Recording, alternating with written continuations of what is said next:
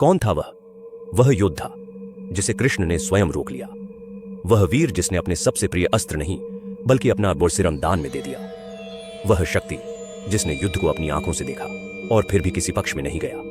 और वह कौन योद्धा था जिसने पूरी महाभारत युद्ध का सत्य कथा गांधारी को सुनाई, जिनका नाम वीर योद्धा बर्बरी का श्याम, जिसे दुनिया आज पर खाटू श्याम बाबाजन के नाम से जानती है। जो हारे का सहारा खाटू श्याम, हमारा नाम में वो रह रहे, जिसे आज आस्था, दिव्य इतिहास, विज्ञान नतमस्तक हो जाते हैं। लेकिन कहानी यहां से शुरू नहीं होती। कहानी शुरू होती है उस दिन से जब एक बालक ने 3 बाण उठाए और प्रण किया, जहां अन्याय होगा मैं लड़ूंगा, जहां संकट होगा मैं खड़ा रहूंगा, और जहां धर्म होगा मैं उसे कभी टूटने नहीं दूंगा। उसके इस प्रण ने महाभारत की दिशा बदल दी। कृष्ण को स्वयं धरती पर आना पड़ा और एक ही प्रश्न ने इतिहास बदल दिया। अगर तुम युद्ध में उतरे तो किस पक्ष की जीत होगी?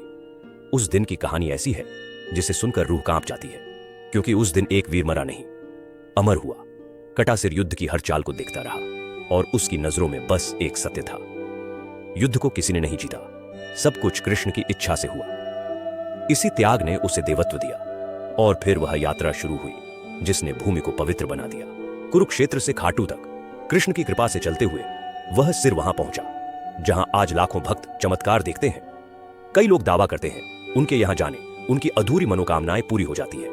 तो किसी को संतान सुख तो, कोई को नौकरी मिलता है, कोई मृत्यु के मुंह से लौट आता है। क्या यह केवल संयोग है या खाटू श्याम जी में वाकई कोई अलौकिक शक्ति है? आज हम इस डॉक्यूमेंट्री में मिलेगा। चलिए हम जाएंगे उस भूमि पे जहां कुरुक्षेत्र, महाभारत की धरती युद्ध की कहानी जानेंगे। कहते हैं जो मांगेगा श्याम से मिलेगा जरूर, क्योंकि वह सिर्फ देवता नहीं कलयुग के सहारे हैं। यही वह कथा है, त्याग की, शक्ति की और उस प्रेम की जो एक योद्धा को भगवान बना देता है। आज हम आपको सुनाएंगे खाटू श्याम बाबा की वह अमर कथा जिसे सुनकर हर भक्त का दिल भर आता है और उसकी जिंदगी बदल जाती है। लेकिन उसके पहले अगर चैनल पर नए हैं तो वीडियो को लाइक करके चैनल को सब्सक्राइब जरूर कर ले। ये आपके लिए कुछ नहीं है, पर इससे हमारी काफी मदद मिल जाती है। साल 2021 की बात है। राजस्थान के सिकर जिले का एक गरीब परिवार दिल्ली के सरकारी अस्पताल में जिंदगी और मौत की जंग लड़ रहा था। डॉक्टरों ने जवाब दे दिया था, अब बस चमत्कार ही बचा सकता है। घर वाले, उनकी पत्नी, छोटे बच्चे और उनकी 5 बेटियां टूट चुके थे। लेकिन तभी उनकी पत्नी ने फैसला लिया। उसने बहुत सुना था खाटू श्याम जी के दर्शन मन्नत मात्र से सारे दुख खत्म हो जाते हैं। उसने खाटू श्याम बाबा का ध्यान लगाया और मन ही मन उसने कहा, बाबा अगर मेरे पति को जीवन दान मिला तो मैं हर साल आपके दरबार में आकर सेवा करूंगी। कहते हैं अगले ही दिन उस व्यक्ति की हालत में चमत्कारी सुधार हुआ। डॉक्टर तक हैरान थे। लेकिन यह सिर्फ एक कहानी नहीं है, ऐसे हजारों किस्से खाटू धाम से जुड़े हैं जहां विज्ञान की सीमाएं खत्म हो जाती हैं और आस्था शुरू होती है। राजस्थान की तपती रेत पर जब सूर्य की किरणें पड़ती हैं तो लगता है मानो इतिहास की कोई सुनहरी परत जाग उठी हो। इस पावन भूमि की हर सांस में कोई ना कोई गाथा बसी हुई है। इन्हीं गाथाओं में एक है खाटू श्याम की। सीकर जिले में बसे इस मंदिर को लेकर केवल श्रद्धा ही नहीं, एक विश्वास है। तो कहानी शुरू करते हैं। राजस्थान की तपती धरती पर जहां रेत का हर कण एक कहानी कहता है, वहीं एक ऐसी कथा जन्म लेती है जिसे सुनकर आज भी मन झूम उठता है। वही कथा जिसके कारण दुनिया भर से भक्त खाटू आते हैं, माथा टेकते हैं और लौटते हैं भरे मन से। यह कथा है वीरता, त्याग और भक्ति की। यह कथा है उस बालक की जो कलयुग में श्याम बनकर सबकी सुनता है। बहुत समय पहले महाभारत के युग में जब धर्म और अधर्म के बीच द्वंद्व चल रहा था, उस समय पांडवों के सेनापति घटोत्कच और राक्षसी कन्या मोरवी के घर एक तेजस्वी पुत्र जन्मा। यह कोई साधारण बालक नहीं था। उसके जन्म के समय आकाश में बिजली चमकी और आसपास के कदम्ब वृक्ष जैसे झुककर उसका स्वागत करने लगे। मां मोरवी ने पहली बार उसे बाहों में लिया। तब लगा जैसे यह बालक केवल उनका नहीं बल्कि किसी दिव्य कार्य के लिए पृथ्वी पर उतरा है। बहुत छोटे से ही बर्बरीक की आंखों में एक अलग चमक दिखाई देती थी। अन्य बालकों की तरह वह खेलता भी था, लेकिन उसका मन अक्सर शांत रहकर किसी दूर दिशा में ताकने लगता, मानो वह कुछ खोज रहा हो, मानो उसे मालूम हो कि उसके जीवन में कोई गहरी भूमिका निर्धारित है। एक दिन जब वह अभी छोटा ही था, उसने अपनी मां से एक प्रश्न पूछा, मां, दुनिया में सबसे बड़ा कौन है? ताकत किसकी सबसे ज्यादा होती है? मोरवी मुस्कुराई और बोली, बेटा, शक्ति तो बहुतों के पास होती है, लेकिन सबसे बड़ा वही है जो शक्ति का उपयोग धर्म की रक्षा के लिए करे। यह सुनकर बर्बरीक के मन में एक नया संकल्प जन्मा। उसने निश्चय किया कि वह अपनी शक्ति से किसी कमजोर का सहारा बनेगा। वह किसी भी अन्याय को नहीं देखेगा। और तभी से उसकी साधना शुरू हो गई। बर्बरीक माता कात्यायनी की उपासना करता था। वह घंटों ध्यान में बैठा रहता, बिना हिले, बिना बोले। उसकी ऐसी तल्लीनता देखकर लोग कहते, यह बालक जन्मा ही किसी बड़े उद्देश्य के लिए है। उसकी तपस्या कठिन थी। रात्रि के समय जंगल में बैठकर जपमाला हाथ मिले वह केवल मां को पुकारता। दिन बीतते गए, वर्ष बीतते गए और उसकी तपस्या गहरी होती गई। एक रात जब वह ध्यान में बैठा था, अचानक उसके सामने तेज प्रकाश फैल गया। वन के पक्षी शांत हो गए, पत्तों की हलचल थम गई। प्रकाश के बीच से माता कात्यायनी प्रकट हुई। उनकी आंखों में वात्सल्य था, आवाज में दया और कदमों में शक्ति। बर्बरीक, मां बोली, तुम्हारी साधना से प्रसन्न होकर मैं तुम्हें 3 अचूक बाण दे रही। ये साधारण बाण नहीं, ये तीनों मिलकर ब्रह्मास्त्र जैसे प्रभाव वाले हैं। पहला बाण किसी चीज को चिन्हित करेगा, दूसरा बाण उसे नष्ट करेगा और तीसरा बाण उस निशान का अंत कर देगा। लेकिन ध्यान रहे, इन बाणों में अपार शक्ति है। इन्हें केवल धर्म की रक्षा के लिए चलाना। बर्बरीक ने मां के चरण स्पर्श किए। उसका हृदय कृतज्ञता से भर गया। लेकिन उसके लिए सबसे बड़ी शिक्षा शक्ति नहीं थी। उसके लिए सबसे बड़ा वरदान वह सलाह थी जो माता कात्यायनी ने दी। उन्होंने कहा, बेटा, याद रखना, शक्तिशाली वही है जो कमजोर की ओर खड़ा होता है। यह वचन बर्बरीक के जीवन का नियम बन गया। उसने प्रण लिया कि जहां भी युद्ध होगा वह हमेशा कमजोर पक्ष की ओर खड़ा होगा। धीरे धीरे बर्बरीक का कौशल और बढ़ता गया। उसकी धनुर्विद्या देखकर बड़े बड़े योद्धा भी चकित रह जाते। उसकी साधना, उसकी विनम्रता और उसकी श्रद्धा की चर्चा दूर दूर तक फैलने लगी। लोग कहते, यह बालक अद्वितीय है, इसका जीवन निश्चित ही महान होगा। लेकिन उसकी महानता केवल उसके बाणों में नहीं, उसके हृदय में थी। वह विनम्र था, दयालु था और सबसे बढ़कर न्याय का पक्षधर था। महाभारत का समय पास आ रहा था। दूर कहीं कौरवों और पांडवों के बीच तनाव बढ़ रहा था। धर्म के मार्ग और अहंकार की राह टकराने वाली थी।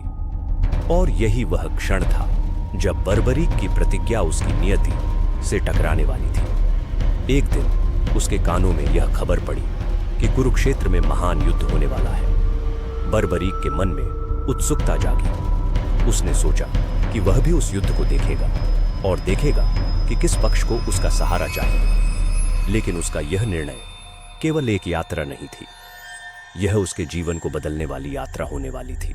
सवेरे सवेरे वह धनुष बाण लेकर चल पड़ा, लेकिन उसके दिल में कोई विजय की कामना नहीं थी। उसके मन में केवल एक संकल्प था, मैं कमजोर पक्ष की ओर खड़ा रहूंगा। यही वह संकल्प था जो आने वाले समय में दुनिया को खाटू श्याम बाबा देना वाला था। बर्बरीक ने अभी तक नहीं जाना था कि भविष्य उसे केवल योद्धा नहीं बल्कि त्याग और करुणा का प्रतीक बनाएगा।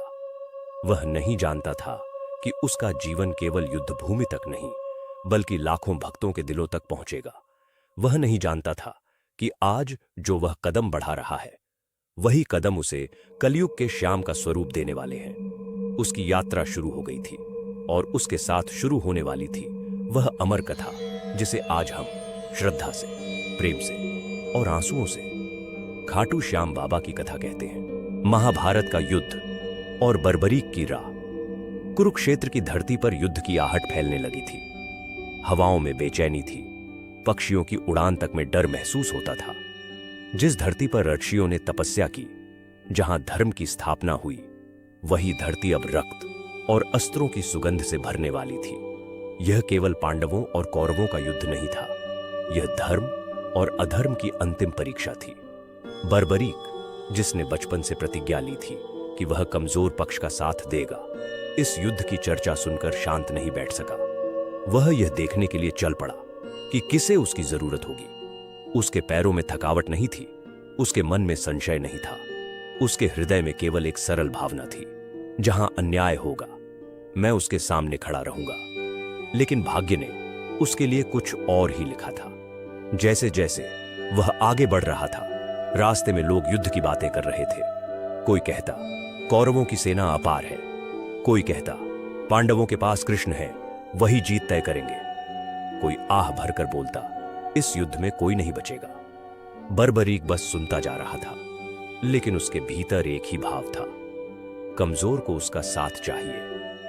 जब वह कुरुक्षेत्र के पास पहुंचा तो अचानक उसका सामना एक अजनबी से हुआ। वह साधारण सा व्यक्ति दिखता था, लेकिन उसकी मुस्कान में एक अलग ही चमक थी। उसकी आंखों में गहराई थी और चाल में शांति। वह साधारण लग रहा था, लेकिन उसकी उपस्थिति से आसपास जैसे एक दिव्यता फैल रही थी। वह कोई और नहीं, स्वयं भगवान श्री कृष्ण वो थे, लेकिन बर्बरीक उन्हें जानता नहीं था। कृष्ण मुस्कुराए और बोले, वीर, तुम कौन हो और इस युद्ध भूमि की ओर क्यों जा रहे हो? बर्बरीक ने प्रणाम किया और बोला, मैं बर्बरीक हूं। महाभारत के युद्ध में यदि किसी पक्ष को मेरी सहायता चाहिए तो मैं तैयार हूं, लेकिन मेरी प्रतिज्ञा है कि मैं हमेशा कमजोर पक्ष का साथ दूंगा। कृष्ण ने उसकी यह बात सुनी, फिर कुछ क्षण चुप रहे। उनके मन में एक चिंता थी। वे जानते थे कि बर्बरीक की शक्ति इतनी प्रबल है कि वह युद्ध का परिणाम अकेले बदल सकता है। 3 बाण जो संपूर्ण सेना का अंत कर सकते थे। धर्म का पलड़ा भारी न पड़ जाए, अधर्म को अनुचित सहायता न मिल जाए, यह चिंता उन्हें सोचने पर मजबूर कर रही थी। उन्होंने बर्बरीक के धनुष पर नजर डाली। वीर, सुना है तुम्हारे बाण बहुत चमत्कारी हैं, क्या यह सच है? बर्बरीक ने विनम्रता से सिर झुकाया। हां प्रभु, ये बाण माता कात्यायनी का वरदान है। पहला बाण लक्ष्य को चिन्हित करता है, दूसरा उसे नष्ट करता है और तीसरा युद्ध का अंत कर देता है। कृष्ण मुस्कुराए, क्या तुम मुझे दिखा सकते हो? मैं जानना चाहता हूं कि तुम्हारी शक्ति कितनी है। बर्बरीक ने हाथ जोड़े। किसी को नुकसान पहुंचाए बिना भी मैं दिखा सकता हूं। आप एक पेड़ की पत्ती तोड़कर अपने पांव के नीचे छिपा लीजिए। मैं अपने पहले बाण से सभी पत्तियों को चिन्हित करूंगा। कृष्ण ने ऐसा ही किया। उन्होंने एक पत्ती अपने पैर के नीचे छिपा ली। बर्बरीक ने पहला बाण चलाया। बाण आकाश में गया और पेड़ की पत्तियों के चारों ओर घूमता रहा। जो पत्ती दिखी उस पर निशान, जो हवा में थी उस पर निशान, जो गिरी हुई थी उस पर निशान, और अचानक वह बाण जमीन की ओर झपटा, कृष्ण के चरणों के नीचे जाने लगा। कृष्ण हंस पड़े और अपना पैर उठा दिया। नीचे छिपी वह पत्ती भी निशान से भर चुकी थी। कृष्ण समझ गए, यह वीर कलयुग का तूफान है। अगर यह युद्ध में उतरा तो युद्ध का परिणाम किसी धर्म अधर्म पर नहीं, बल्कि उसके बाणों के सिद्धांत पर निर्भर हो जाएगा, और धर्म का निर्णय ईश्वर के हाथ से निकल जाएगा। कृष्ण ने गंभीर स्वर में कहा, वीर, तुम्हारी प्रतिज्ञा बहुत महान है, लेकिन इसी प्रतिज्ञा के कारण तुम इस युद्ध को असंतुलित कर दोगे। तुम हमेशा कमजोर पक्ष का साथ दोगे, और यदि तुम पांडवों की तरफ से लड़ोगे तो कौरव कमजोर हो जाएंगे। जैसे ही तुम कौरवों में शामिल होोगे, पांडव कमजोर हो जाएंगे, फिर तुम वापस पांडवों की ओर आ जाओगे। इस तरह यह युद्ध कभी समाप्त ही नहीं होगा। बर्बरीक चुप रहा। उसने समझना शुरू किया कि उसकी प्रतिज्ञा किसी गहरे निर्णय की मांग कर रही है। कृष्ण कुछ देर तक उसे देखते रहे, फिर बोले, वीर, धर्म की रक्षा के लिए मैं तुमसे कुछ मांगने आया हूं, लेकिन जो मैं मांगूंगा वह आसान नहीं होगा। बर्बरीक ने हाथ जोड़कर कहा, मांगिए प्रभु। वीर के जीवन से बड़ा कुछ नहीं होता यदि वह धर्म की सेवा में लग जाए। कृष्ण ने गंभीर स्वर में कहा, मैं तुमसे तुम्हारे सिर का दान चाहता हूं। क्षण भर को हवा थम गई। आसमान गहरा हो गया। ध्वनि मौन में बदल गई। लेकिन बर्बरीक की आंखों में भय नहीं था। उसकी नजरें शांत थीं। वह मुस्कुराया और बोला, यदि यह दान धर्म के लिए है तो मेरा जीवन क्या, मेरा सिर भी आपके चरणों में अर्पित है। यह सुनकर कृष्ण के चेहरे पर सम्मान की आभा छा गई। उन्होंने कहा, वीर, आज जो त्याग तुम कर रहे हो वही त्याग तुम्हें कलयुग में सबसे प्रिय स्वरूप देगा। आने वाले समय में लोग तुम्हें श्याम कहेंगे। तुम्हारा सिर खाटू में पूजित होगा और तुम्हारी कृपा से जो भी भक्त आएगा वह खाली नहीं लौटेगा। बर्बरीक शांत भाव से भूमि पर बैठ गया। उसने धनुष रखा, केश खोले, आंखें बंद की और बिना एक क्षण देर किए अपने सिर का दान दे दिया। धरती जैसे थम गई, हवा में सुगंध फैल गई, आकाश में दिव्य प्रकाश फैल गया। और वही क्षण था जब बर्बरीक ने योद्धा से त्याग के देवता का रूप धारण किया। यह वही क्षण था जिसने जन्म दिया खाटू श्याम बाबा की अमर कथा को, महाभारत का युद्ध और बर्बरीक की राह। कुरुक्षेत्र की धरती पर सिरदान की मांग और अमर वचनक कुरुक्षेत्र की शांत दोपहर अब धीरे धीरे सांझ में बदल रही थी। सूरज की आखिरी किरणें युद्ध भूमि की मिट्टी पर पड़ रही थी। हवा में एक अजीब सा भार था, जैसे धरती ने अभी अभी एक अनोखा त्याग देखा हो। बर्बरीक का सिर जो धर्म के लिए दिया गया था अभी भी वहीं था और उसका धड़ अलग। लेकिन आश्चर्य यह कि चेहरे पर दर्द नहीं था, भय नहीं था। उसके चेहरे पर केवल एक दिव्य मुस्कान थी, एक ऐसी मुस्कान जो बताती थी कि उसने जीवन का सबसे बड़ा कर्म कर लिया है। कृष्ण आगे बढ़े। उन्होंने बर्बरीक के कटे हुए सिर को उठाकर अपने हाथों में लिया। एक क्षण के लिए जैसे समय थम गया। उनके चेहरे पर गंभीरता थी, पर आंखों में ग्लानि नहीं, सम्मान था। वह जानते थे कि इस बालक ने आज संसार के लिए सबसे बड़ा दान दिया है। वीर बर्बरीक, कृष्ण धीरे से बोले, आज तुमने जिस त्याग को स्वीकार किया है वह केवल इस युद्ध को नहीं बल्कि आने वाले युगों को भी मार्ग देगा। अचानक एक अनोखा चमत्कार हुआ। बर्बरीक का सिर कृष्ण के हाथों में होते हुए भी जीवंत था। उसकी आंखें खुली थी, वह मुस्कुरा रहा था और वह बोले बिना भी सब समझ रहा था। कृष्ण ने पूछा, वीर, क्या तुम एक वर मांगना चाहोगे? जो तुम चाहोगे मैं दूंगा। बर्बरीक की शांत आवाज हवा में गूंजी, प्रभु, मेरा एक ही आग्रह है। मैं इस युद्ध को अपनी आंखों से देखना चाहता हूं। मैं यह देखना चाहता हूं कि कौन किसके लिए लड़ता है, किसमें कितना बल है और युद्ध की सच्चाई क्या है। कृष्ण के चेहरे पर एक हल्की मुस्कान आई। उन्होंने कहा, तुम्हारी इच्छा पूर्ण होगी। उन्होंने अपने दिव्य स्पर्श से बर्बरीक के सिर को जीवन दिया। अगले ही क्षण कृष्ण ने उसे युद्धभूमि के एक ऊंचे टीले पर स्थापित कर दिया। वहां से पूरा कुरुक्षेत्र उसकी आंखों के सामने था। संध्या गहराने लगी। कौरव और पांडव अपनी अपनी सेना की पंक्तियों को सजा रहे थे। घोड़ों की हिनहिनाहट, शंखनाद, रथों के पहियों की गति, सब मिलकर वातावरण को युद्ध की घोषणा में बदल रहे थे। कृष्ण ने टीले की ओर देखकर कहा, वीर श्याम, अब तुम इस युद्ध के हर क्षण के साक्षी बनोगे। जो भी सत्य है, जो भी झूठ है, जो भी छल है, जो भी धर्म है, सब तुम्हारी दृष्टि में स्पष्ट होगा। बर्बरीक के होंठों पर मुस्कान आई। वह बोले, यदि यह सब ईश्वर की इच्छा से हो रहा है तो मैं भी इसे पूर्ण समर्पण से देखूंगा। ऐसे ही युद्ध शुरू हुआ। 3 दिन 3 रातें बीत गईं। हर दिन भयंकर युद्ध होता रहा। धरती कांपती रही, अश्वों की टापों से धूल उड़ती रही, तलवारें टकराती रहीं, वीरों की गर्जना आकाश चीरती रही। कभी कौरव पक्ष कमजोर होता, कभी पांडव, कभी युद्ध का पलड़ा इधर झुकता, कभी उधर। और इस सब को निर्लेप होकर केवल एक ही अस्तित्व देख रहा था, बर्बरीक का अमर सिर। तीसरे दिन जब युद्ध थमा, कृष्ण और पांडव बर्बरीक के सामने पहुंचे। कृष्ण ने मुस्कुराकर पूछा, श्याम, तुमने युद्ध देखा, तुम बताओ विजेता कौन है? बर्बरीक ने गहरी सांस ली। उसकी आवाज में गूढ़ शांति थी।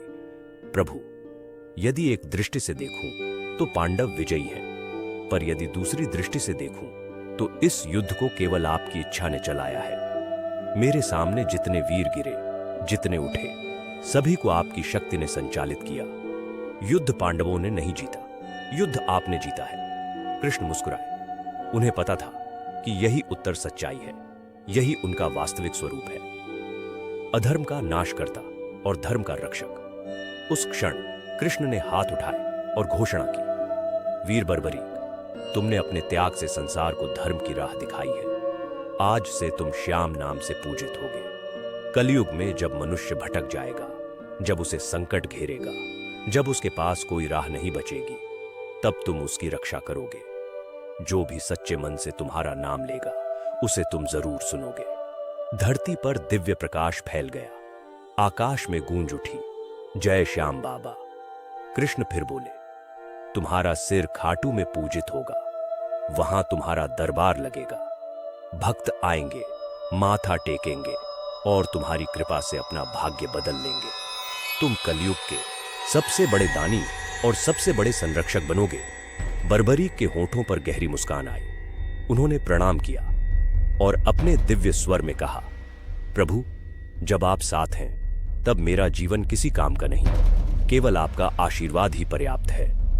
वह क्षण अमर हो गया।